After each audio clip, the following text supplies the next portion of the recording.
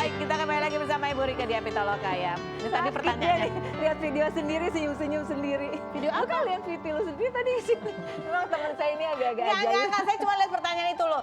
Mbak Rika katanya udah siapin kebaya buat nikah, itu yang bikin aku tersenyum. Iyalah, Udah. dirimu kan tahu aku orang yang selalu persiapan dalam Prepare, ya. hidup ya. Tapi benar nggak aku sih? udah bikin kebaya putih, kainnya bagus, pakai mute-mute jelas pokoknya dengan kainnya. Manakala yang mana ada orang tiba-tiba melamar udah siap, kamu juga kayaknya harus gitu. Oh iya, nanti aku pinjam punya kamu aja lah. Kan kita suka nggak keburu, lagi ngapain Nggak keburu. Aduh, cari aja masa dulu. Bu. pakai baju. Tapi bener nggak? Yang susah itu adalah karena masalah ya udah di usia segini atau karena kamu termandiri dan sekolah melulu? Itu kan pelarian saya sekolah. Enggak, tapi kalau lihat ya, yang mendekati kamu tuh problemnya apa mereka itu? Tanya sama yang ngedeketin gue kenapa nggak jadi, kenapa nggak berani, kenapa ke aku nanya. Ya kan dari kasus problem beberapa mereka itu apa sebenarnya? dari beberapa kejadian, kira-kira mereka tuh mundurnya gara-gara apa? Gara-gara nggak, ya mana dia ngomong, tetep Dia bilang ngomong, aja. tuh ngilang, tapi berusaha mendekat. Kan dia datang nih deketin. Sekali, 2 kali, oke. Ketiga kali udah nggak ada pertemuan.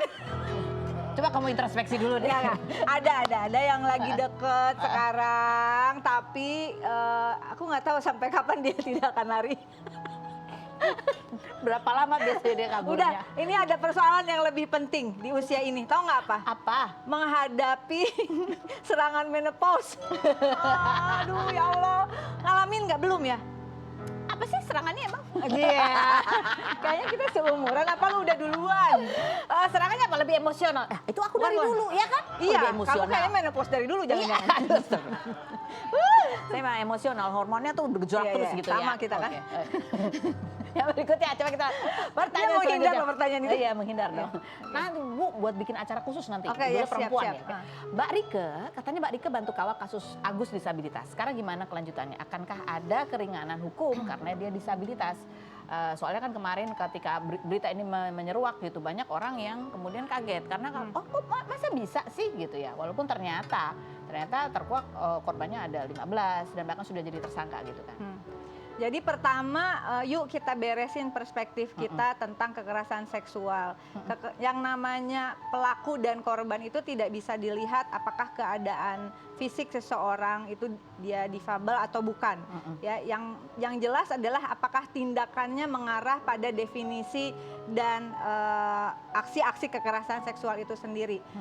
Sehingga emang harus hati-hati gitu.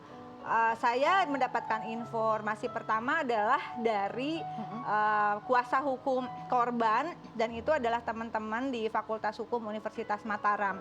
Jadi tentu saja itu berdasarkan mereka nggak langsung mengekspos dan sebagainya, tapi mereka selidiki dulu dan ternyata korbannya nggak 1, 2, 3 pertama, kemudian 10, habis 10 naik 13, sekarang 15 begitu.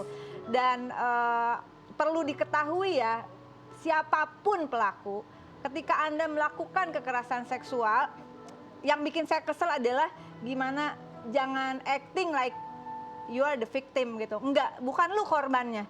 Dan bagi korban kekerasan seksual, meskipun si pelaku di penjara seumur hidup, trauma itu akan menemani sepanjang hidup korban. Dan kita tidak bisa mendinai bahwa oh gue nggak pernah, dan itu hanya akan bisa dirasakan oleh orang yang pernah menjadi korban kekerasan seksual.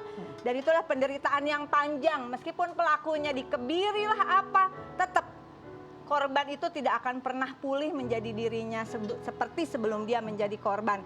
Sampai 13 orang, sampai kemudian 15 orang, dan terindikasi kuat ada anak-anak di bawah umur, dan informasi sementara ada yang sampai hamil dan sebagainya. Buat aku ini predator, sorry kalau aku ngomong gitu ya. Tapi ini untuk kewaspadaan kita juga begitu. Kalau ada orang yang ngedeketin atau apapun kondisinya, kalau itu jangan cepat-cepat luruh. Dan saya pegang video bagaimana dia berkomunikasi dengan salah satu korban sebagainya. Bagaimana cara pendekatannya begitu. Dan kalau kita lihat misalnya yang punya homestay, udah ada videonya beredar, mengatakan bahwa ini orang beberapa kali bawa cewek dan sering ceweknya keluar itu terus nangis-nangis kayak apa gitu. Aku udah nemuin Menteri Perempuan dan Anak, dan hari ini ketemu juga salah satu korban. Lembaga Perlindungan Saksi dan Korban juga sudah ditemui. Jangan sampai ini terulang lagi. pada siapapun, dan kemudian perspektif netizen itu melihat bahwa kok jadi korban yang diserang, gimana caranya. Ini bukan tentang bagaimana cara dia melakukan. Yang penting ada pembuktian, dan alhamdulillah di Barreskrim ada Direktorat Perlindungan Perempuan dan Anak dan TPPO, tindak perdagangan manusia orang gitu.